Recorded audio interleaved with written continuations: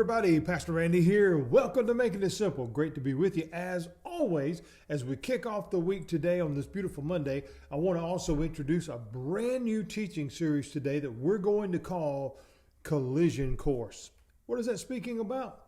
Well, join me on this journey for the next several days, and I believe that we will look at what this looks like. How does the sharing of our faith, how does this impact our community? How does this impact the world around us? And why is it sometimes a collision course? The book of Acts will be our background. We begin in chapter 4, starting in verse 1. While they were speaking, they are the disciples. Okay, that's important to understand because as we see, they're teaching about the things of Jesus. He's just ascended. Man, they're on fire. They're excited about telling everybody about Christ. But not everybody was excited to hear about it. It says, while they were speaking to the people, so they're ministering all over the place, the priest. Now think about that word. What do we generally associate that word with? A church, okay? The priest, the captain of the temple police, the temple, and the Sadducees, these are the religious ruling class of the time, confronted them. So they're stepping out and saying this was a collision course. They're stepping out and saying, what's going on here?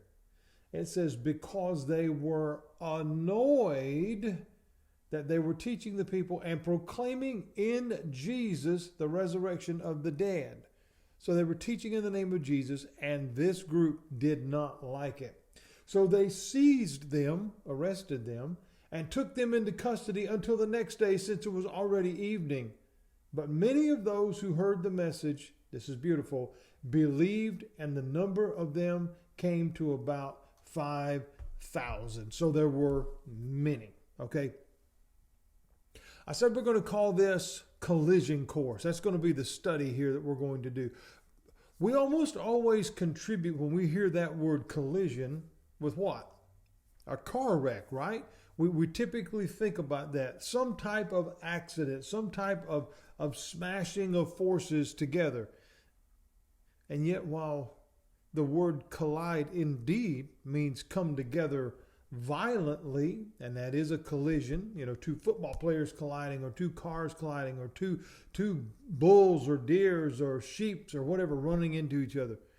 The other side of that word, when it is defined, simply means a coming together or clash of opinions. That's important. When we fully embark on the concept of impacting our community, impacting our neighborhood, our city, our nation, our family, in other words, the world around us, we have to understand that if we approach this as believers, as followers of Christ, if we approach this as such,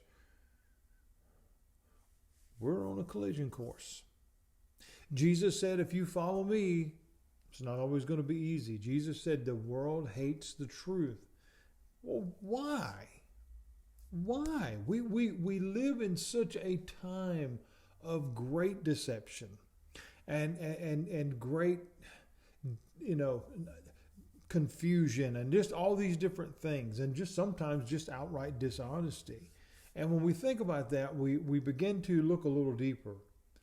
There can be clashes of opinions, okay? Everybody's got a different one, and there's all kinds of old sayings about that, and that's not necessary to get into that here, but everybody's got an opinion about something, whether they believe it or they don't believe it, or they've got a different kind of point of view or whatever. But if we look at this text and we see,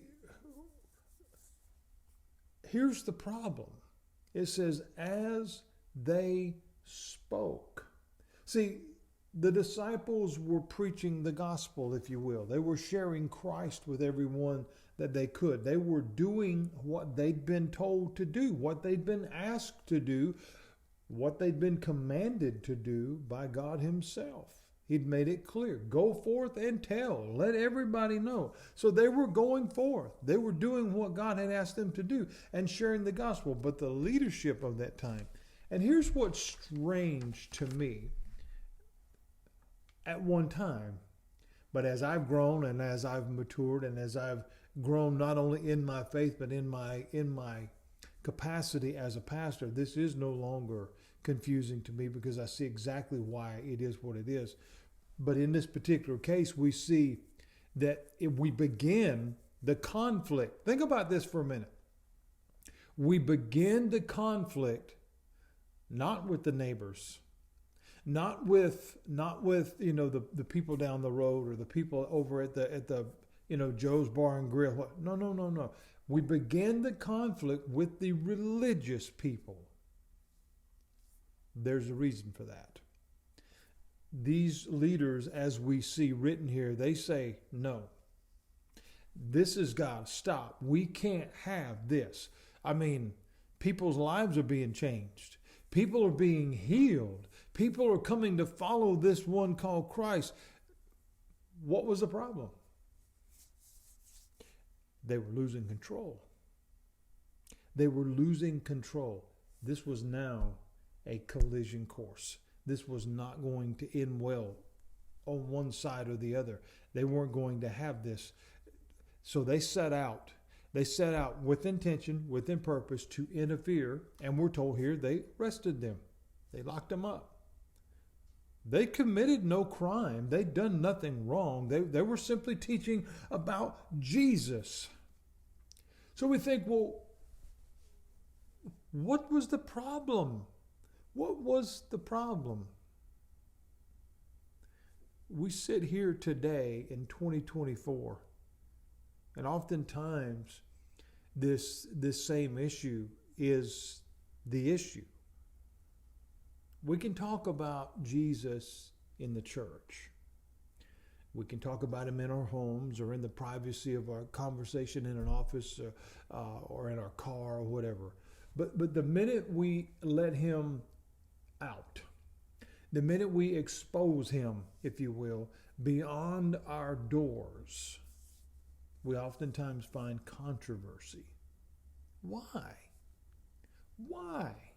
I mean, even for those who don't believe, they acknowledge Jesus at minimum as a historical figure. They believe that he existed.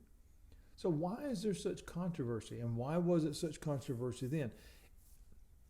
It's simply a matter of freedom. What do you mean, Pastor?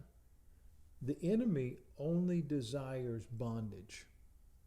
The enemy hates victory, absolutely hates it. He hates a soul being set free. He hates one that embraces life and it more abundantly, the gift from Jesus. How strange is it that today we live in a world that you can pretty much talk about anything, from this to that to all different types of religious stuff and other faith groups and minority groups and specialty groups and groups with acronyms and groups with all kinds of different letters, and you can talk about peace and love and hope, and you can talk about Mother Earth, and you can talk about tolerance, and man, we can have great discussions about which bathroom somebody gets to use.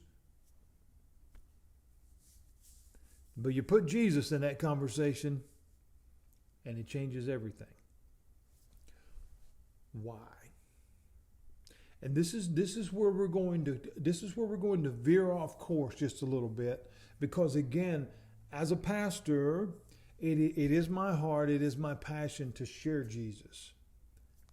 But not just share Jesus in the sense of, I want to just tell you about him and the miracles he did. No. I want you to get to know him. You see, so many have created a even greater controversy because they're not teaching who he really is. You see, once we get to know Jesus, he'll change your life. Once we get to know Jesus, he makes you whole. He makes you new. He changes your vision. He changes your ability to hear and what you hear and what you see and what you do and your attitude and everything. We have to understand this collision course sometimes is internal before it becomes external, because we have to get to know who he really is. And once we know that, then we're able to display the true Jesus. The reason that causes conflict is because many have been misled or mistaught, if you will, about this, overbearing religious zealot that, wants to make everybody, not have a good time and take away. Friends, Jesus came, he says, not to condemn the world, but to save the world. We're going to talk about that in this lesson, Collision Course. What does that mean? That Jesus came to save the world. I believe it's going to be a great discussion. I'm looking forward to bringing it to you through the course of this week, if the Lord so allows, as we look at Collision Course. How does that affect our impact on the community around us? God bless you, friends. Lord willing, I'll see you right back here tomorrow for Making It Simple.